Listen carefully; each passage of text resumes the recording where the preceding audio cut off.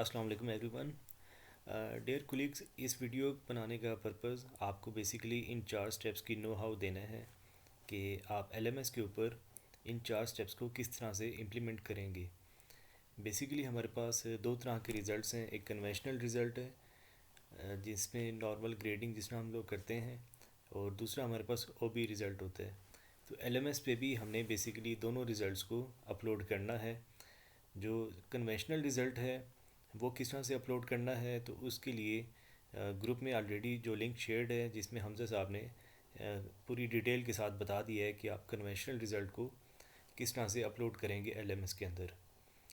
तो आज की वीडियो में इस वीडियो में मैं आपको ये बताऊंगा कि आपने ओबी रिज़ल्ट को किस तरह से एलएमएस के अंदर ऐड करना है। तो इस वीडियो से पहले इस चीज़ को आपने सबसे पहले इंश्योर करना है कि आपका जो कन्वेंशनल रिज़ल्ट है वो बन चुका हो। उसके बाद आपने ओबी रिज़ल्ट बनाना है। तो इस वीडियो की आपको जो अंडरस्टैंडिंग है वो उसके बाद ही होगी जब आप फर्स्ट वीडियो को अच्छे तरीके से देख लेंगे। अच्छा, इसमें ओबी रिज़ल्ट में हमारे पास बेसिकली 4 स्टेप्स हैं। स्टेप 1 में हम क्या करेंगे, सी एल ओज़ ऐड करेंगे और उनकी पी एल ओज़ के साथ मैपिंग करेंगे। साथ में उनका जो ब्लूम टेक्सोनमी लेवल है वो भी मेंशन कर देंगे। तो सी एल ओज़ एडिशन हो जाएगी। और स्टेप नंबर 2 में हमने बेसिकली टॉपिक्स आउटलाइन करने हैं। टॉपिक्स आउटलाइन में ये होगा कि बेसिकली ये होना तो इस तरह चाहिए कि वीकली बेसिस पे या हर लेक्चर में आपने बेसिकली कौन सा टॉपिक कवर किया है। लेकिन हम उस तरह से ये काफ़ी एक लेंथी प्रोसेस बन जाएगा। तो इनिशियली हर डिपार्टमेंट में जो पहली प्रैक्टिस है वो ये की जा रही है कि हम टॉपिक्स की बजाय अपने 3 या 4 या जितने भी सी एल ओज़ किसी भी टीचर ने अपने सब्जेक्ट में पढ़ाए होंगे, तो हम टॉपिक्स की जगह उन सी एल ओज़ को मेंशन कर देंगे कि ये हमारे 3 CLOs हैं बेसिकली जो हमने पढ़ाए हैं। और एक्चुअल में वो CLOs भी उन सारे टॉपिक्स को कवर कर रहे होंगे जो कि हमारे पास एक कोर्स आउटलाइन के अंदर होते हैं। तो इस तरह से हमारे 2 स्टेप्स हो जाएंगे। और थर्ड स्टेप में क्या होगा कि हमने जो एक कन्वेंशनल रिज़ल्ट बनाया होगा, जो आप लोगों ने हमजा साहब की वीडियो को देख के बनाया है, उस रिज़ल्ट में जो भी हमने अपनी असेसमेंट्स डिज़ाइन की कि हम एक क्विज़ लेंगे, असाइनमेंट्स होंगी, हमारे पास मिड होगा, फाइनल होगा, तो उन तमाम असेसमेंट्स को के साथ हम अपने C L Os P L Os assign करेंगे कि ये मेरा क्विज़ है, क्विज़ 1 है, उसमें ये सी एल ओज़ अटैच हैं। फिर इसी तरह से असाइनमेंट है, उसमें मैं मतलब CLO2 है या CLO3 है उसको मैं असाइन कर रहा हूँ। मिड के साथ भी अपने CLOs PLOs अटैच करेंगे और सिमिलरली फ़ाइनल के साथ। तो जो जो असेसमेंट्स हैं उनके साथ हमने अपने CLOs PLOs को लिंक कर देना है। और सबसे लास्ट स्टेप में ये होगा कि हम अपने पास जो जिस तरह से कन्वेंशनल रिज़ल्ट की हमने अवार्ड लिस्ट बनाई थी, तो इसी तरह से OB अवार्ड लिस्ट भी हम क्रिएट करेंगे उसके अंदर। तो ये 4 स्टेप्स हैं, सिंपल प्रोसेस है, इतना लेंथी नहीं है। फर्स्ट वन में आपने सी एल ओज़ ऐड करने हैं और उनकी पी एल ओज़ के साथ मैपिंग होगी। सेकंड स्टेप्स में हम अपने टॉपिक्स डिफ़ाइन कर लेंगे जो कि हमारे पास जो सी एल ओज़ हैं वही होंगे। थर्ड स्टेप में हम जितनी भी हमारी असेसमेंट्स हैं उनके साथ C L Os P L Os attach करेंगे। और लास्ट में हम जिस तरह से कन्वेंशनल रिज़ल्ट जनरेट करते हैं, तो इसी तरह से हम ओ बी रिज़ल्ट भी जनरेट कर लेंगे।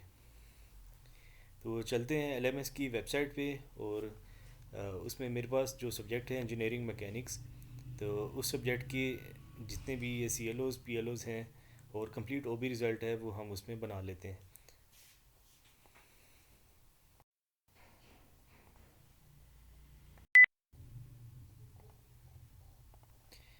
जी, तो ये हमारे पास LMS की वेबसाइट है lms.mnsut.edu.pk, जिस पे आप लोग पहले कन्वेंशनल रिज़ल्ट बना लेंगे। अच्छा, इसमें जो भी आपको लॉगिन आईडीज़ मिलेंगी आप उसके अकॉर्डिंग लॉगिन करेंगे। तो मैं लॉगिन करता हूँ इसमें।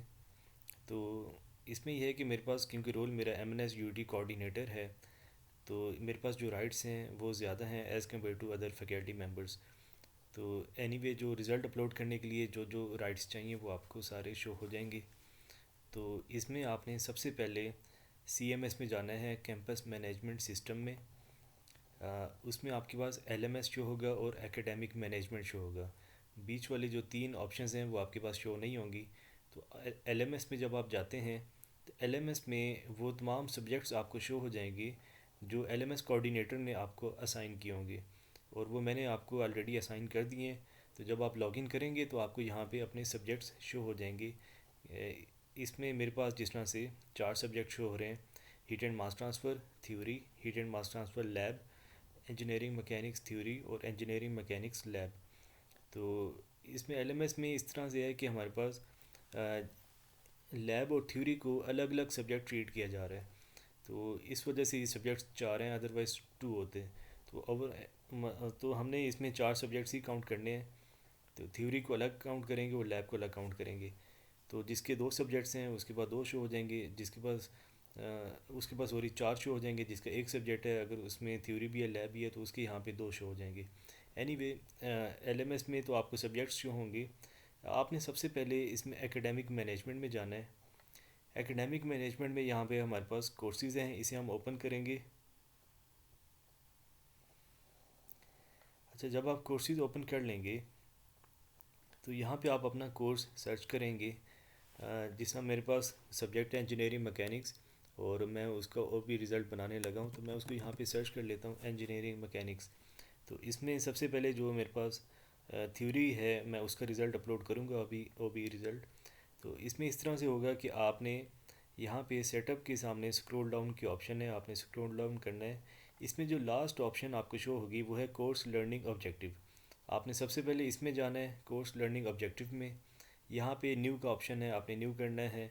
और इस जगह पे आपने बेसिकली जो जो आपके सी एल ओज़ हैं आपने वो इसमें मेंशन कर देने हैं। अगर 3 सी एल ओज़ हैं तो इस तरह की 3 रोज़ बन जाएंगी, अगर 2 सी एल ओज़ हैं तो 2 बनेगी, एक है तो एक बन जाएगी। तो सबसे पहले हम सी एल ओ वन यहाँ पर लिखेंगे।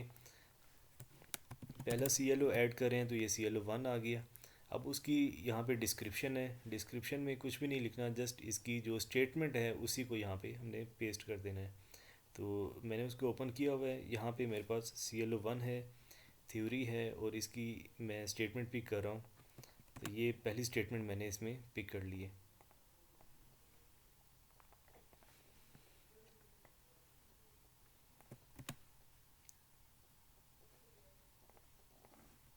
तो इसी स्टेटमेंट को हम यहाँ पे पेस्ट कर देंगे।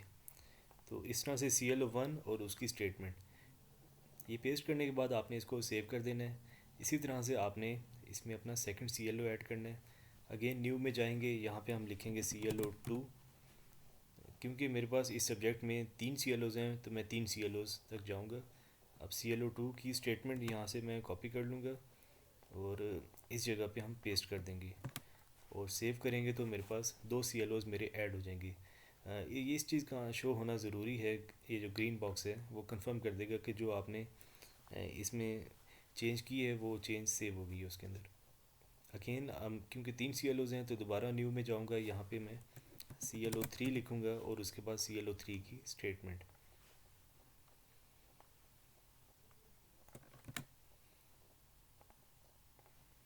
तो यहाँ पे सी एल ओ थ्री की स्टेटमेंट मैंने पेस्ट कर दी है। अगेन यहाँ पे पहले आपने इसको सेव कर लेना है।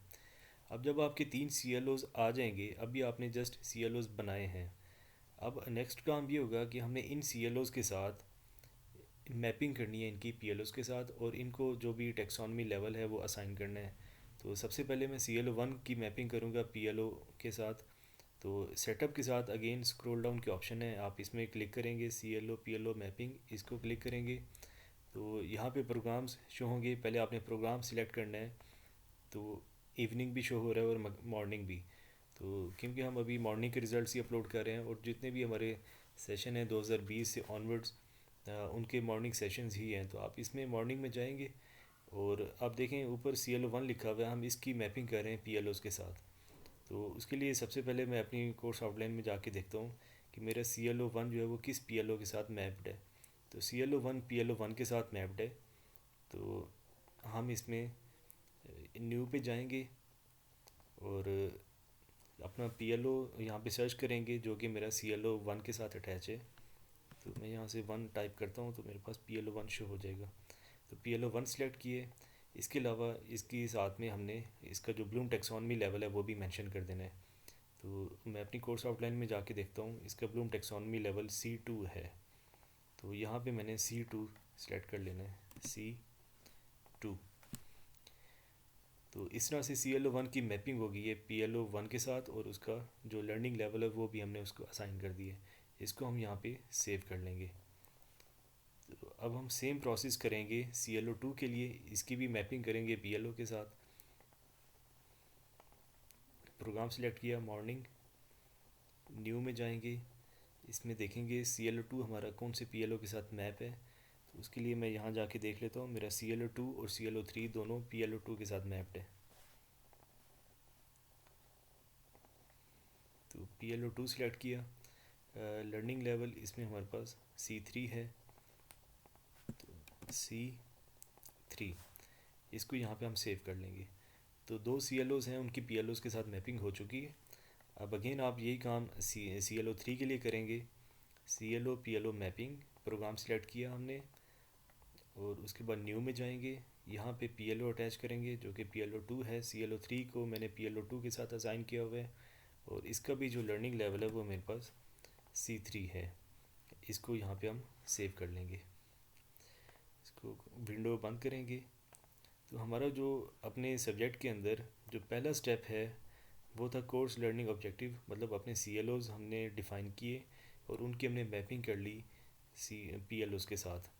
तो स्टेप 1 हमारा यहाँ पे कंप्लीट हो चुका है, CLOs ऐड हो गए और उनकी PLOs के साथ मैपिंग हुई है। साथ ही साथ हमने उनका जो ब्लूम टेक्सोनमी लेवल है वो भी मेंशन कर दिया है। अब हम जाएंगे अपने स्टेप 2 के अंदर, जिसमें हमने टॉपिक्स आउटलाइन बनानी है। तो उसके लिए अपने उसी सब्जेक्ट के सेटअप के साथ स्क्रॉल डाउन ऑप्शन में जाएंगे। अब की बार हम इसमें ऑफरिंग के बाद ही आउटलाइन लिखा हुआ है, हम इसमें इसको ओपन करेंगे। यहाँ पे हमने जाना है न्यू में, और न्यू में पहले सबसे पहले आप आउटलाइन टाइटल देंगे, जो कि हमारे पास पहले आ जाएगी ClO1। इसकी वेटेज हमने देखनी है। आउटलाइन टाइटल पहले हमने ClO1 बनानी है, फिर ClO2 बनाएंगे, फिर ClO3 बनाएंगे। तो ये भी अगेन हमने 3 दफ़ा ये प्रोसेस रिपीट करना है, क्योंकि मेरे CLOs 3 हैं। एनीवे ClO1 के साथ हमने ClO1 की वेटेज भी बतानी है। तो उसके लिए मुझे अपने रिज़ल्ट में जाना पड़ेगा।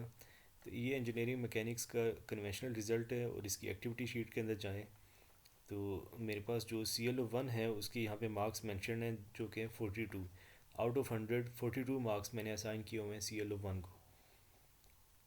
तो हम यहाँ पे इसकी वेटेज दे देंगे 42, क्योंकि मैंने 100 में से 42 मार्क्स रखे हैं ClO1 के।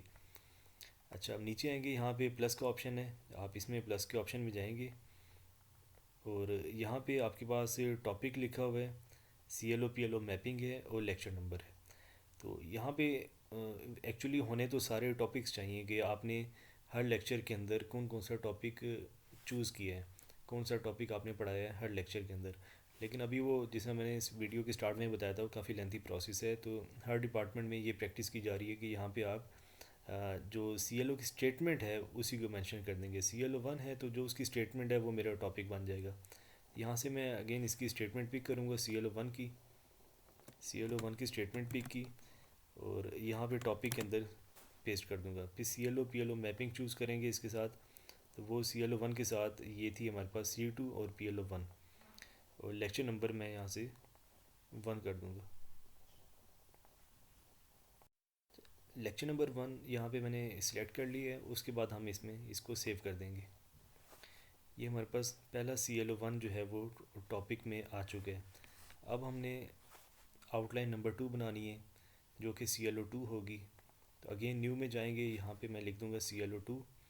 तो इसकी वेटेज हमें मार्क्स से पता चलेगी, जो रिज़ल्ट शीट के अंदर हमने मेंशन किया हुआ है। ClO2 को हमने 48 मार्क्स असाइन किए हैं इसमें। तो इसमें मेरे 48 मार्क्स हैं, तो मेरे पास जो वेटेज है वो 48 हो जाएगी। ये ClO2 की वेटेज है 48। अगेन हम न्यू में जाएंगे, यहाँ पे ClO2 की स्टेटमेंट आ जाएगी।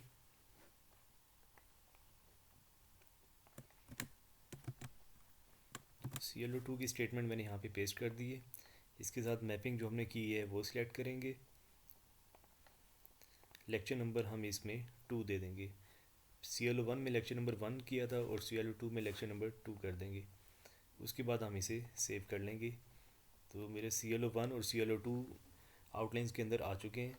अब कोर्स आउटलाइन में जो तीसरा ClO है हम उसे ऐड कर देते हैं। अगेन न्यू में जाएंगे, तो यहाँ पे ClO3 वेटेज इसकी मैं देख लेता हूँ रिज़ल्ट के अंदर कितनी है। ClO3 की वेटेज 10 मार्क्स हैं, 10 आउट ऑफ 100, तो यहाँ पे 10 आ जाएगा। अगेन न्यू में जाएंगे, टॉपिक में आपने अपने CLO की स्टेटमेंट को पेस्ट कर देना है। ये मेरी CLO 3 की स्टेटमेंट है जो कि मैं उसमें पेस्ट करने लगा हूँ। इसकी मैपिंग आप चूज़ करेंगे CLO 3 जो कि C3 और PLO 2 के साथ अटैच है, तो वो सिलेक्ट होगा और लेक्चर नंबर इसमें हमारे पास 3 आ जाएगा। इसको हम सेव कर लेंगे। तो अब हमारे 2 काम हो चुके हैं। स्टेप नंबर 1 भी हो गया पहले, और अब स्टेप नंबर 2 हमारा कंप्लीट हो गया है कि हमने टॉपिक्स आउटलाइन अपनी डिफ़ाइन कर ली है। अब जो हमने CLOs बनाए हैं बेसिकली, उन CLOs को हमने असाइन करना है अपनी असेसमेंट्स के साथ, कि जो आप कन्वेंशनल रिज़ल्ट में जो जो आपने असेसमेंट्स बनाई, आपने कहा जी हम क्विज़ लेंगे, मिड है, फाइनल है, असाइनमेंट है, जो भी असेसमेंट्स हैं आप उन असेसमेंट्स के साथ अपने CLOs अटैच करेंगे। तो चलते हैं उसको देखते हैं। तो उसके लिए आपने इसको इस विंडो को बंद करना है। आप जाएंगे LMS में। LMS में आपको अपने सब्जेक्ट्स शो हो जाएंगे। तो अभी मैं इंजीनियरिंग मैकेनिक्स थ्योरी को उसमें CLOs अपने असाइन करूँगा। तो इसमें आप स्क्रॉल डाउन का ऑप्शन देख रहे हैं, इसको सिलेक्ट करेंगे। इसमें हमारे पास इवैल्यूएशन सेटअप आएगा। हम इवैल्यूएशन सेटअप में जाएंगे और यहाँ पे हमें वो सारी अपनी असेसमेंट्स शो हो जाएंगी। इसमें क्विज़ मैंने 2 लिए हुए हैं, एक असाइनमेंट है, मिड है और फाइनल है, और इनकी मार्क्स, वेटेज, हर चीज़ यहाँ पे मेंशन्ड है। अब इनके साथ मैंने CLOs और PLOs अपने अटैच करने हैं। यहाँ पे एडिट का ऑप्शन आपको शो हो रहा है, तो सबसे पहले मैं क्विज़ 1 में जाता हूँ, एडिट पे क्लिक करूँगा। इसमें हम नीचे आएंगे, यहाँ पे प्लस का ऑप्शन है, तो उसकी भी ज़रूरत नहीं है क्योंकि वो हम ऑलरेडी कर चुके हैं। इसमें जो जो टॉपिक्स हैं हम इसमें जाएंगे बेसिकली। तो टॉपिक्स को सिलेक्ट किया हमने। अब ये हमारे पास वो सारे टॉपिक्स शो हो रहे हैं बेसिकली। तो इस पूरे सब्जेक्ट की जो कोर्स आउटलाइन है वो मैंने एक्चुअली इन 3 CLOs के अंदर उनको समराइज़ कर दी है। तो ये मेरे पास असेसमेंट कौन सी है हम उसे देख लेते हैं। असेसमेंट मेरे पास क्विज़ है, क्विज़ 1 है, और क्विज़ 1 का क्वेश्चन नंबर 1 है। उसके साथ मैंने कोई टॉपिक असाइन करना है। तो मेरा जो क्विज़ 1 था उसमें एक ही क्वेश्चन था, क्वेश्चन नंबर 1। और मैं अपने रिज़ल्ट शीट में से देख लेता हूँ कि जो क्विज़ नंबर 1 है उसमें एक ही क्वेश्चन है और वो CLO 1 के साथ अटैच है। तो यहाँ पे मैंने CLO 1 को असाइन कर देना है। असाइन करने का तरीका ये है कि आपने यहाँ पे 3 CLO शो हो रहे हैं क्योंकि हमने 3 ही ऐड किए हुए हैं, तो इसमें से CLO 1 को क्लिक करना है और यहाँ से राइट के बटन पे क्लिक करना है, तो ये CLO 1 हमारी इस असेसमेंट के साथ अटैच हो जाएगा। तो यहाँ पे टॉपिक्स सेव कर लेंगे, सेव टॉपिक्स। तो इस तरह से हमारे पास CLO अटैच हो गई है क्विज़ 1 के साथ। अब यही काम हम करेंगे अपनी सेकंड जो असेसमेंट है उसके साथ। यहाँ पे अगेन एडिट में जाऊँगा, ये क्विज़ नंबर 2 है। क्विज़ नंबर 2 में मैंने टॉपिक असाइन करना है, तो अपने रिज़ल्ट शीट में देख लेता हूँ कि क्विज़ 2 मेरा कौन से CLO के साथ अटैच है। को क्विज़ नंबर 2 CLO, उसके अंदर मैंने CLO 2 को इवेलुएट किया हुआ है, तो CLO 2 यहाँ पे सिलेक्ट करेंगे, टॉपिक्स में जाएंगे, यहाँ पे CLO 2 को पिक किया और यहाँ राइट साइड पे इसको मूव कर देंगे। CLO 2 असाइन हो गया है क्विज़ 2 के साथ और यहाँ पे टॉपिक सेव हो जाएगा।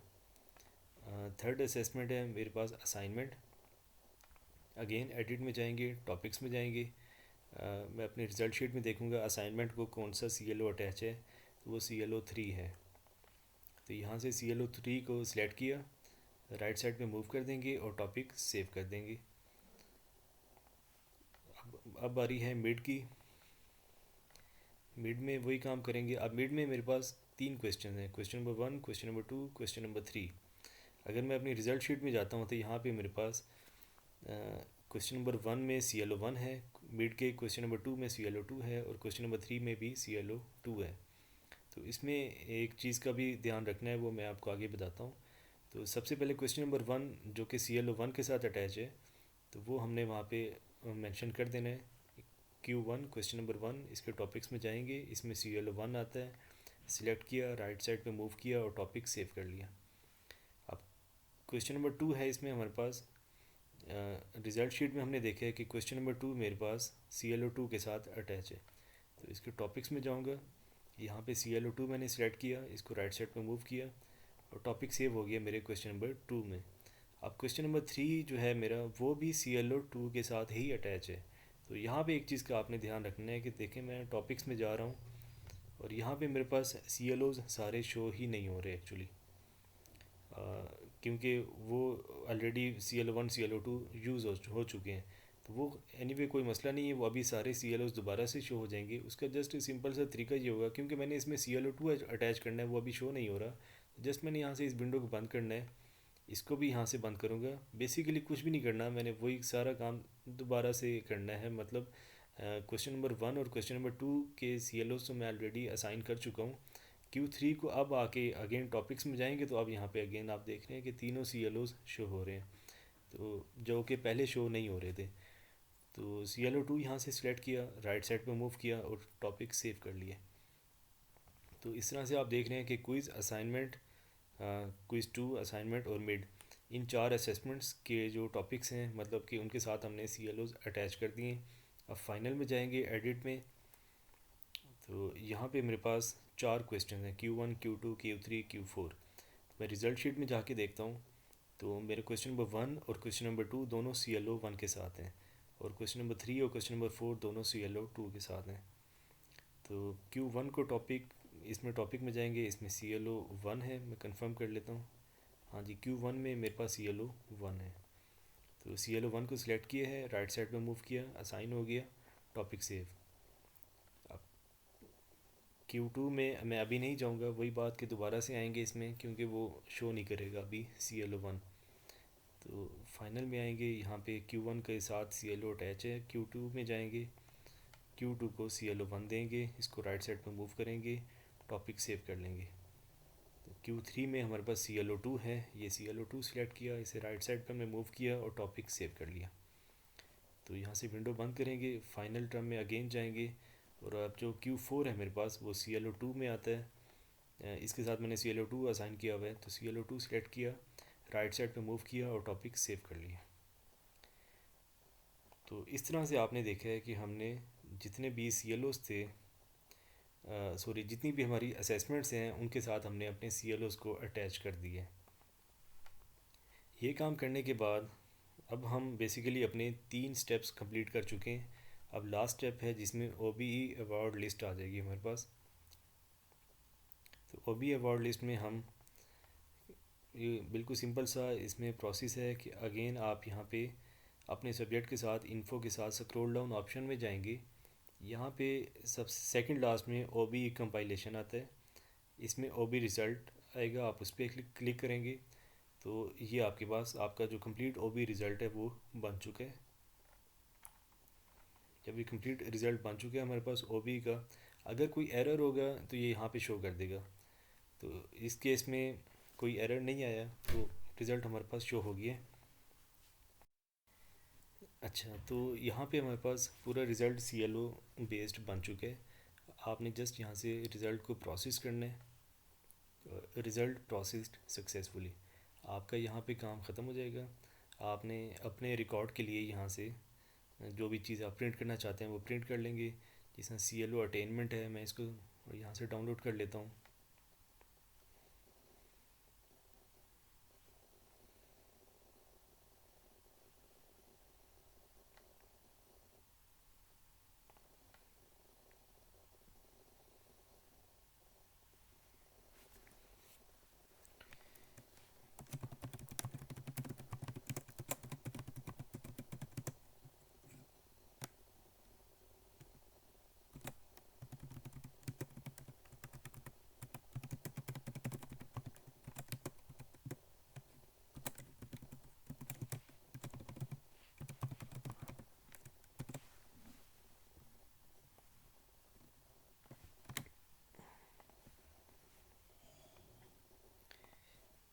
सिमिलरली इसमें एक और भी फाइल इंपॉर्टेंट है जो कि है C P L O attainment sheet, तो इसको भी आप डाउनलोड कर लेंगे अपने पास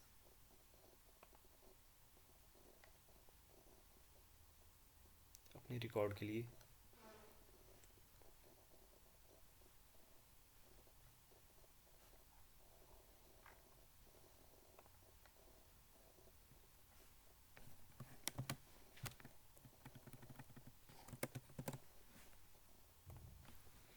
तो ये आपके पास सेव हो जाएगी।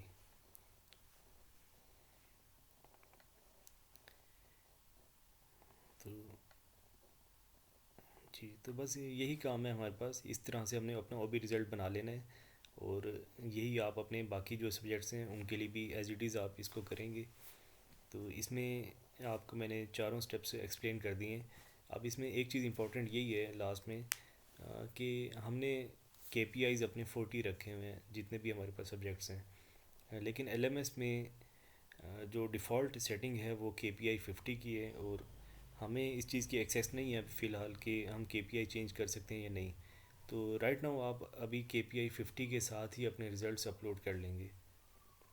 तो बाकी अगर इसमें कोई चेंज आती है या हमें कोई इस तरह की एक्सेस मिलेगी, तो जो डिपार्टमेंट की तरफ से केपीआई असाइन होगा, जो भी केपीआई डिफ़ाइन होगा, हम वही केपीआई यूज़ कर लेंगे।